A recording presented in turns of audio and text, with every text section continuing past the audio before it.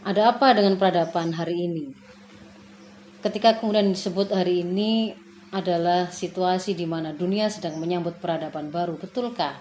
Apa yang kemudian menjadi latar belakang atau indikator adanya analisa tersebut? Ada berbagai macam informasi, analisa, prediksi yang ibu-ibu sekalian bisa ikuti, bisa baca sendiri begitu. Yang semuanya memiliki sebuah kesimpulan yang sama bahwa hari ini dunia sedang bersiap untuk menghadapi sebuah krisis ekonomi global yang besar. Bahkan tidak sekedar dikatakan krisis tapi sudah depresi. Dan hari ini untuk tahun 2020 sebenarnya ini dikatakan banyak kalangan, banyak ekonom itu belum krisisnya, tapi ini baru pintu masuknya. Krisisnya sendiri mungkin akan kita masuki tahun depan. Tetapi hari ini pun meskipun masih di depan pintu krisis, kita sudah mulai merasakan betapa terasa beratnya situasi hari ini. Jadi situasi hari ini kalau bahasa IMF dikatakan sebagai great lockdown, ini bukan istilah kesehatan tapi ini istilah ekonomi untuk dikomparasikan dengan great depression yang terjadi pada tahun 1930-an dan dikatakan great lockdown ini lebih besar dan lebih berat daripada krisis-krisis sebelumnya. Kalau sebelumnya krisis itu hanya mengancam, hanya menimpa sektor non real sehingga kemudian berkali-kali mereka bisa recovery dengan menggerakkan sektor real.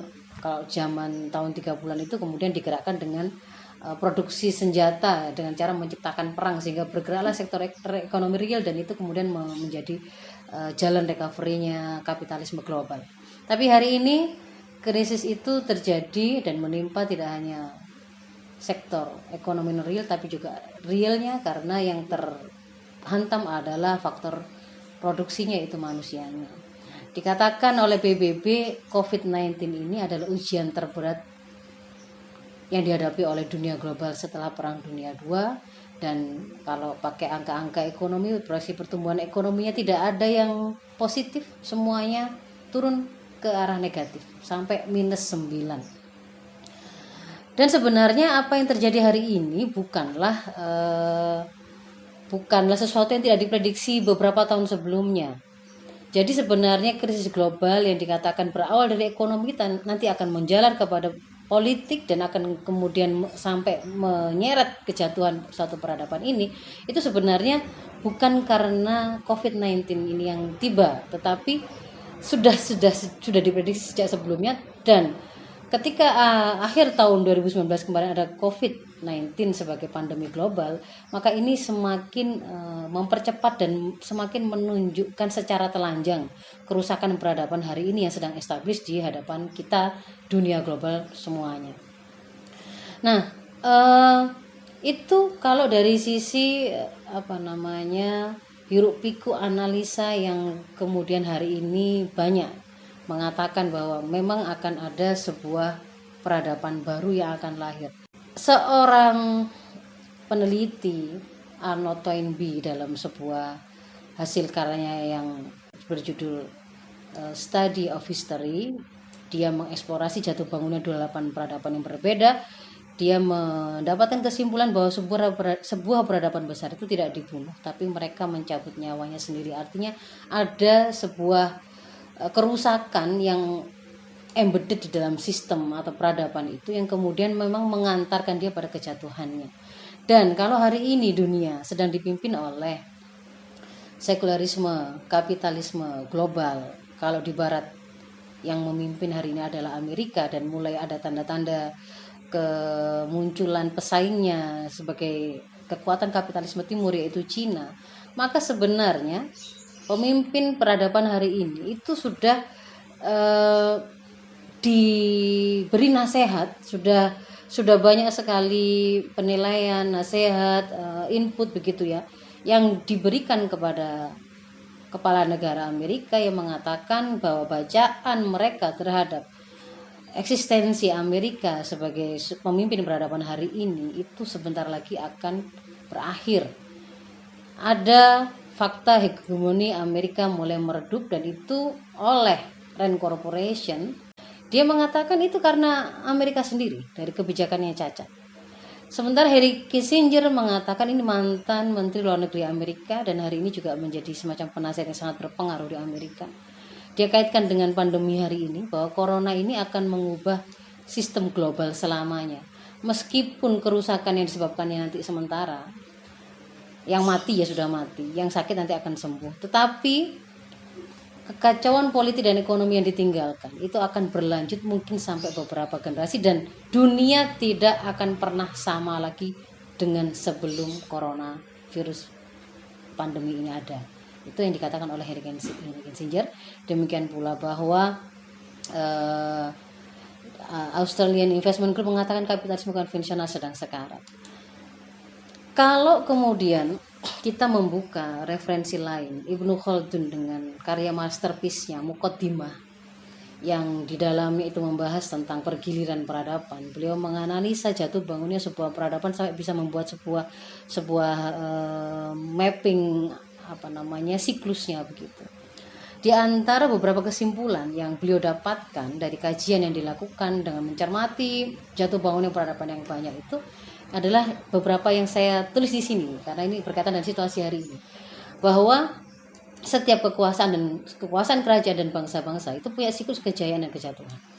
Dan ini kalau di dalam Al-Quran memang dinyatakan akan dipergilirkan oleh Allah kepemimpinan peradaban. Kita pernah sebagai sebuah entitas politik dan umat Islam itu memimpin dunia bahkan hingga 13 abad, sebuah kepemimpinan yang tidak pernah dimiliki bahkan oleh kapitalisme hari ini atau sosialisme sebelumnya.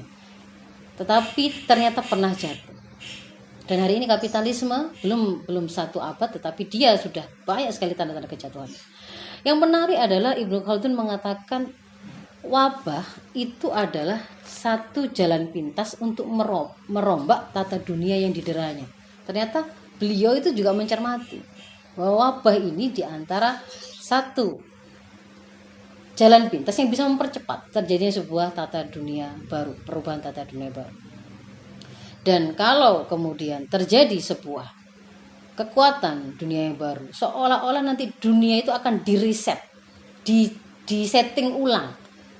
Jadi kalau hari ini kita terbiasa disetting, bahkan sampai mindset kita tentang makanan itu disetting oleh kapitalisme, sampai kita bisa pemahaman dan rasa suka tidak suka kita terhadap pakaian, fashion itu disetting oleh kapitalisme. Sesuatu yang kita anggap mulia atau tidak mulia itu disetting oleh kapitalisme. Ketika nanti terjadi perubahan, ada dunia baru, kapitalisme tenggelam digantikan oleh peradaban yang baru, maka peradaban baru itulah yang akan menentukan, yang akan mengajari kita bagaimana cara memandang salah, benar, baik, buruk, mulia, terhina, penting, tidak penting, dan seterusnya. Dan kalau kemudian saya tambah lagi dengan sebuah analisa yang dilakukan oleh Luke Kemp, seorang periset di Center for the Study of Existentialism di Universitas Cambridge, ini beliau melakukan otopsi historis.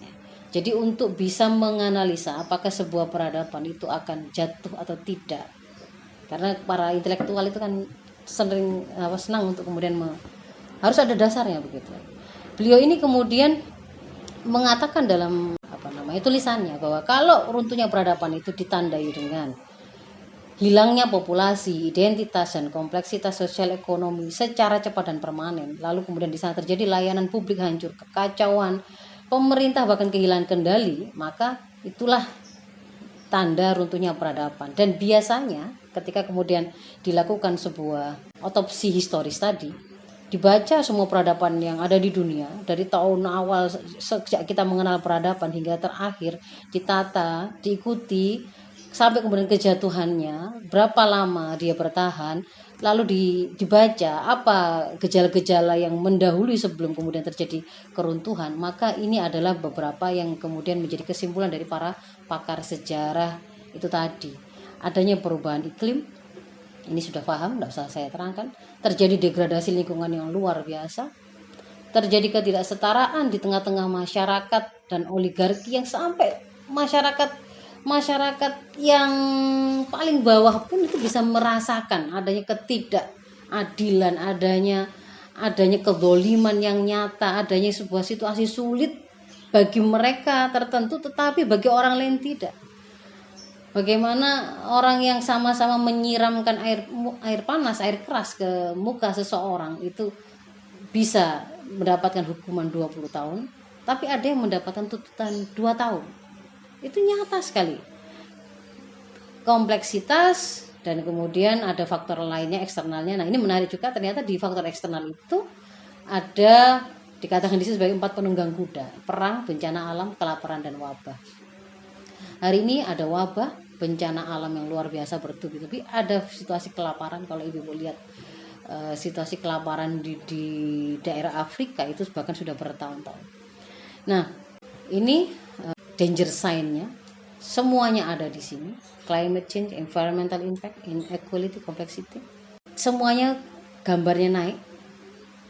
Yang ini Gini indeks ini, ibu-ibu sekalipun kelihatannya kok menurun, tapi harus bisa membaca bahwa yang dibaca ini karena Gini indeks itu hanya untuk melihat angka ketimpangan antara pemasukan dalam satu negara, berapa ketimpangan antara yang miskin dengan yang paling kaya.